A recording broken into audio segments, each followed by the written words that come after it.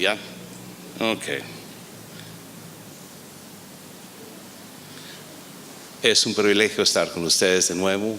Realmente me gusta estar en esta iglesia, me gusta la gente, me trae muchas memorias. La primera que vine a Lima fue en el año 77, jovencito por supuesto, y fue un gran privilegio. Y yo viví aquí muchos años, y una de las cosas que yo hacía era salir en mi poderoso Volkswagen a caminar y pasear por las calles de La Molina. Entonces estuve en La Molina la semana pasada, estuve pensando en estos momentos, porque vi las casas hasta en aquel entonces sin muros, estaban todos abiertos, y también veía a veces una fiesta familiar, y yo decía, ¿cuánto daría yo para estar dentro de esta familia, tener contacto con estas personas? Unos 6 o 8 años más tarde me casé con Margarita y llegué a ser parte de una familia latina. Y la familia Ordóñez es diferente que la familia Houston en cuanto a fiestas. Y yo iba a fiestas, había mucho trago, mucho cigarrillo, mucho de todo. Y yo me sentía muy incómodo. Y en cierto sentido me decía a mí mismo, ¿qué hago aquí? Pero después tuve que cambiar la pregunta, ¿qué estoy haciendo aquí? ¿Qué puedo utilizar? Ya Dios me dio la respuesta a mis oraciones, me puso dentro de una familia latina. ¿Y cómo puedo aprovechar esto? Entonces, yo tuve que reconocer que no apreciaba la situación con la familia. Y curiosamente, quiero hablar de un pasaje en Lucas 15, pero antes de esto, dice, Jesús en Lucas decía, realmente el propósito de su ministerio era porque el Hijo del Hombre vino a buscar y a salvar lo que se había perdido. Esa fue la historia de Zaqueo. Y yo quiero hablar del corazón de Dios para empezar esto. Decía que David era un hombre cuyo corazón era conforme al corazón de Dios. Curioso cómo era David, era un hombre singular. Era un pastor tierno de ovejas y un guerrero valiente y feroz. Era un líder militar y un líder civil de un país. Era poeta, músico, compositor, gran amigo, gobernante inteligente y exitoso. Pero también un hombre, un marido con varias mujeres, sabio y bruto al mismo tiempo, malísimo como papá, adúltero y al fin asesino. Pero Dios le llamaba a David un hombre conforme a su corazón. Qué halago más grande en la vida que Dios nos dijera esto. Somos personas conformes, con corazones conformes a su corazón. Entonces yo quería pensar qué es lo que está en el corazón de Dios. Vemos en el principio, Dios dice a Abraham, te he llamado para que seas bendición, seas bendecido y seas bendición, y que en ti serán benditas todas las naciones. También los formó Abraham una familia, los hijos de Israel, los hizo una nación, les dio leyes en el monte Sinaí con reyes, y anticipando reyes, profetas, sacrificios, sacerdotes. Y esto solo para restablecer el vínculo perdido en la caída del hombre. Entonces la historia de la Biblia es como Dios preparó la redención del hombre para redimirnos y traernos de nuevo a Él. Y todo culminará cuando Jesús regresa y pone correcto todo lo que está mal. Entonces la pregunta es, ¿en qué late mi corazón? El corazón de Dios late por las personas perdidas. Y por eso quiero considerar un pasaje en Lucas capítulo 15. Si tienen sus Biblias, yo quisiera leer esto. Se acercaban a Jesús todos los publicanos pecadores para oírlo. Y los fariseos y los escribas murmuraban diciendo, este a los pecadores recibe y con ellos come. Entonces él les refirió esta parábola diciendo: ¿qué hombre de vosotros, teniendo 100 ovejas, se pierde una de ellas? ¿No deja las 99 en el desierto y va tras la que se perdió hasta encontrarla? Y cuando la encuentra, la pone sobre sus hombros gozosos. Y al llegar a casa, reúne a sus amigos y vecinos diciéndoles: gozaos conmigo porque he encontrado mi oveja que se había perdido. Os digo que así habrá más gozo en el cielo por un pecador que se arrepiente que por 99 justos que no necesitan arrepentimiento. ¿O qué mujer tiene 10 monedas, que tiene 10 monedas, se pierde una dracma, una moneda? No enciende la lámpara, barre la casa y busca con diligencia hasta encontrarla. Y cuando la encuentra, reúne a sus amigas y vecinos diciendo: gozaos conmigo porque he encontrado la dracma, la moneda que se había perdido. Así os digo que hay gozo delante de los ángeles de Dios por un pecador que se arrepiente. Ahora, Jesús era una persona que atraía mucha gente. Había gente, los discípulos, gente de la multitud, también críticos como los escribas y fariseos. Pero hubo otro grupo de gente que seguía a Jesús, lo que llamaban los pecadores y los cobradores de impuestos. Ahora, los cobradores de impuestos eran judíos, en cierto sentido traidores a la patria, porque ellos cobraban altos impuestos y ganaban mucho dinero para sí mismos a costo de sus hermanos judíos. Entonces fueron odiados y considerados no buenos judíos por los otros judíos. También había un grupo de judíos no observantes, que no guardaban las ceremonias y todo, tal vez no asistían a la sinagoga, y ellos llamaban a ellos pecadores. No es que eran terribles pecadores, pero bueno, dicho sea de paso, muchos de nosotros dicen, bueno, en la iglesia nos dicen que somos terribles pecadores. No es cierto, somos fabulosos pecadores. Esto es algo que hacemos muy bien. Entonces ellos se sentían criticados, y los fariseos y los escribas decían: no, un hombre religioso como Jesús no va a pasar tiempo con gente así. Entonces ellos veían que Jesús atraía a esta gente, y ellos observaban esto y hicieron un comentario que era: este recibe pecadores y con ellos come. Ahora, curioso que esta es la queja de ellos. La queja es menos de 10 palabras, depende de la versión que utilizan. ¿Y cómo lo dijeron? Decían murmurar. Ahora, el verbo murmurar es una palabra que hace el sonido lo que es. Ellos decían a voz baja, con la idea de que nadie les iba a escuchar, mucho menos Jesús. Entonces hicieron un comentario a baja voz, crítico de Jesús, pero con la intención que tal vez Jesús no les iba a escuchar. Pero Jesús escucha a ellos. Y curiosamente, la respuesta de Jesús es un poco diferente que la queja. La respuesta, más de 600 palabras. Eso es muy curioso. Y Jesús habla de la oveja perdida y la moneda perdida, y sigue con el hijo perdido. Nosotros conocemos el hijo perdido mejor como el hijo pródigo. Ahora, quisiera hacer un contraste en cantidad. Bueno, primeramente contraste, vamos a hacer una comparación. La queja está a la mano izquierda, la respuesta a la mano derecha. ¿Observan un poco de diferencia? Vamos a hablar de esto en un minuto. Okay. Entonces hay contraste en cantidad. Hubo 100 ovejas, se perdió uno. Hubo 10 monedas, se perdió uno. Hubo 2 hijos, se perdió uno. Hay un contraste en estilo. Los fariseos y los escribas hicieron el comentario a baja voz, murmuraban con la idea de que nadie les iba a oír. ¿Cómo respondió Jesús?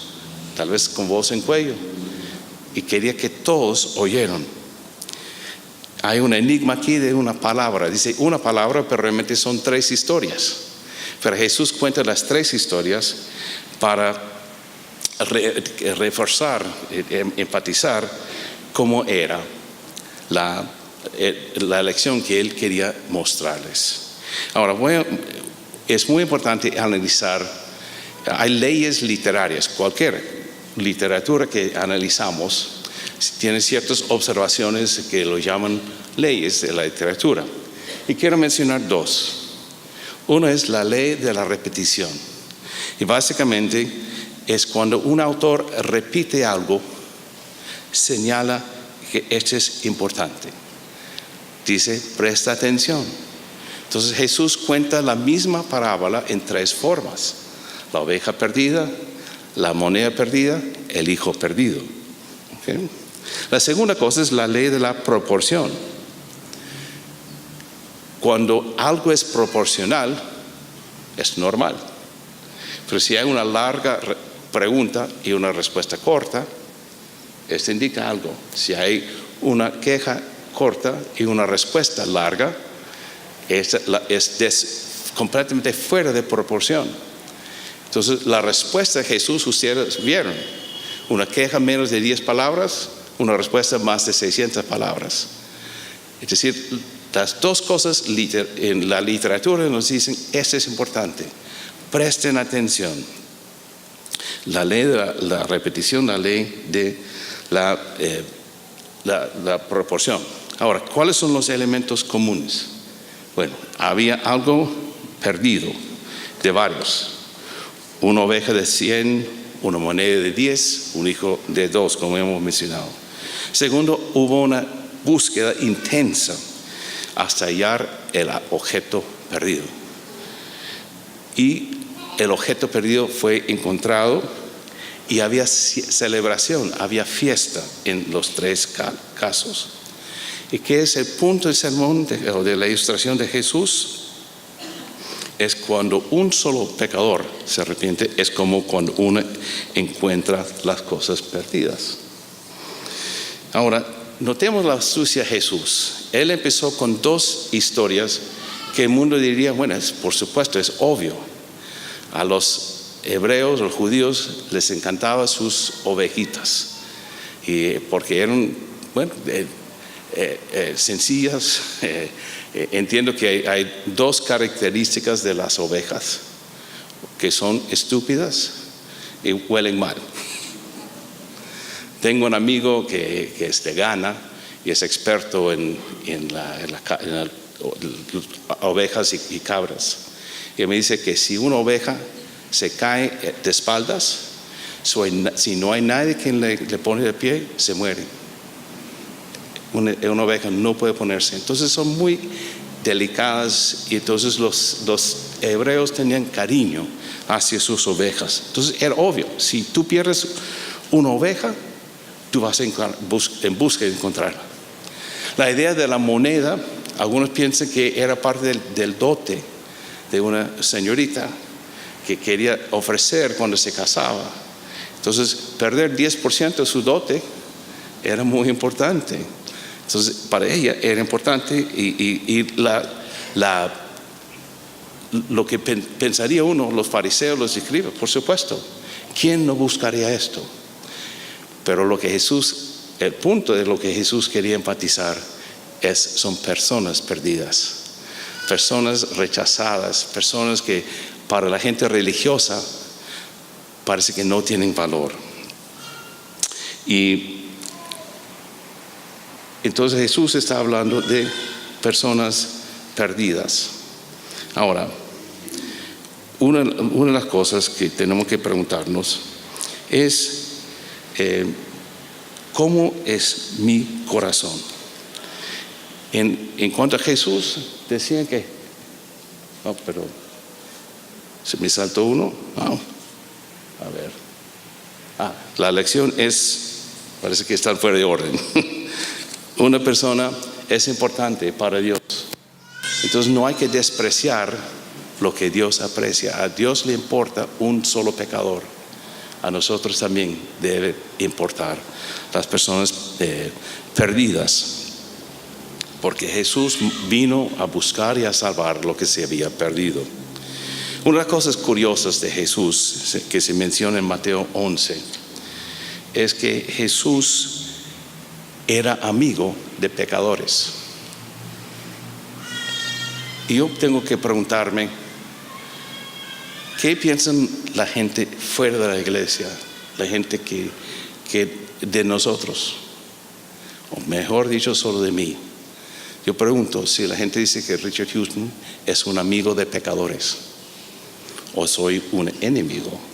Si uno que condena, que enjuicia, ¿quién soy yo? Soy yo un amigo de pecadores. Si Jesús es un amigo de pecadores, no debemos ser sus discípulos también amigos de pecadores. Y lo que digo es que el corazón, pero parece que faltó una hoja, entonces no sabía dónde está. Late mi corazón por lo que de buscar y salvar a la gente perdida. El corazón de Dios late por las personas perdidas, las personas que son como ovejas perdidas, como este hijo perdido. Y lo que muchas veces nosotros podemos tener actitudes hacia nuestros amigos y familiares que no sigan a Jesús. Podemos decir, estos pecadores, esas personas me molestan, esas personas me hacen sentir incómodo. Y puede ser verdad, pero Jesús amaba a los pecadores y nos llama a nosotros a amar a los pecadores. Yo quiero ser un amigo de pecadores. Yo quiero que mi corazón late con el corazón de Dios, porque si a Dios le importa a la gente perdida, a mí también debe importar la gente perdida. Uno de los privilegios que Margarita y yo tenemos es poder pasar tiempo con gente que no conoce al Señor. Hemos salido de las cuatro paredes de la iglesia. La gente me pregunta, ¿cómo haces tus amigos? Bueno, yo no estoy seguro, solo que lo hago. Solo tengo una actitud de, a propósito, yo voy a buscar gente y hacer amistad con ella. Esto no es natural para mí. Margarita sí, muy natural. Ella es una mariposa social. Yo soy una persona introvertida. Entonces yo tuve que hacer el propósito de buscar hacer amigos. Bueno, no sé si son creyentes o no, pero les hago amigos con la gente y yo tomo la iniciativa.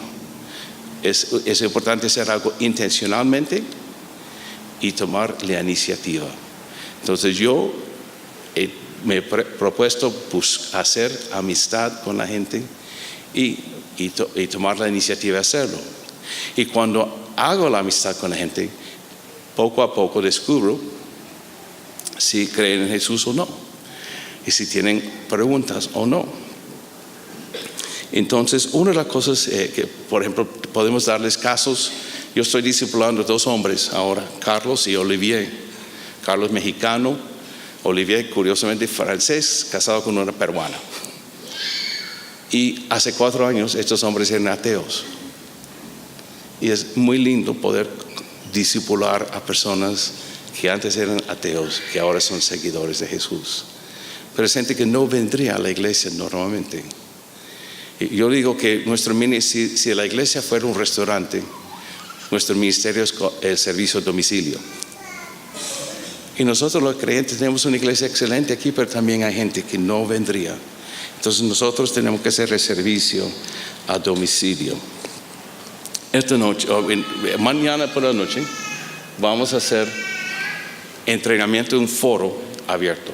Se puede llamar foro abierto, se puede cambiar de nombre. Cuando lo hacíamos en Lima, en The Woodlands, lo llamamos Latin Nights, así en inglés. Y que tiene un ambiente de fiesta. Y básicamente hay 3 elementos. Un elemento de bocaditos, no sé exactamente la palabra en Perú, cada país tiene otro, pero cosas saladas, bebidas, en que la gente puede mezclar, puede conversar.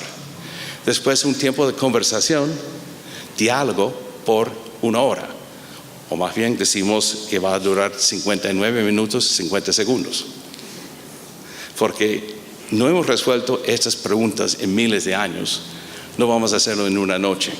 Entonces ponemos límite de 1 hora. Y la tercera cosa es, después tenemos postres y café. Anoche hicimos un foro abierto pero era interesante. Yo circulé, había una cena, yo circulé entre las mesas y vi toda la gente estaba conversando después en las mesas. Y la idea es que queremos despertar. Y hay 3 propósitos de un foro abierto. 1, romper el hielo espiritual. Tenemos amigos, familiares, colegas, vecinos, y queremos saber qué están pensando en su vida espiritual. Pero sentimos incómodos, torpes en hacerlo, a preguntarles algo de frente. Entonces, si están en un foro abierto y escuchan un tema que invitamos opiniones diferentes, entonces la gente ofrece su opinión. Y ahora el vecino, amigo, familiar ha dicho algo y su opinión espiritual ha roto el hielo. Ahora tenemos permiso de hablar con las personas. Me interesó lo que tú dijiste la otra noche. Quisiera tomar un café si quieres hablar más de esto, siempre con cortesía. La segunda cosa que hace un foro abierto es una herramienta diagnóstica. No sabemos dónde está la gente espiritualmente. Lo comparo con un médico que invita a un paciente a su oficina. Y el médico pregunta al paciente cuáles son sus síntomas. Si el paciente le miente al médico, muy difícil tratarle. Y muchas veces cuando la gente que no cree en Jesús todavía habla con nosotros, no nos dice exactamente lo que están pensando. No nos dicen sus síntomas. Les da temor. Tal vez vamos a asustarnos si escuchamos que son ateos o qué opiniones tienen. Pero en realidad, como el médico quiere saber los síntomas de su paciente, nosotros los creyentes queremos saber los síntomas de nuestros amigos. Nos interesa saber qué están pensando, cuáles son sus opiniones, y tenemos que escuchar con mucho respeto y dialogar con ellos. El foro es una manera de empezar, de arrancar, pero la idea es que esto debe continuar. El foro es como arrancar un partido de fútbol. Muchas veces como cristianos queremos hacer goles de media cancha en los primeros 2 minutos, pero todavía hay 90 minutos que faltan.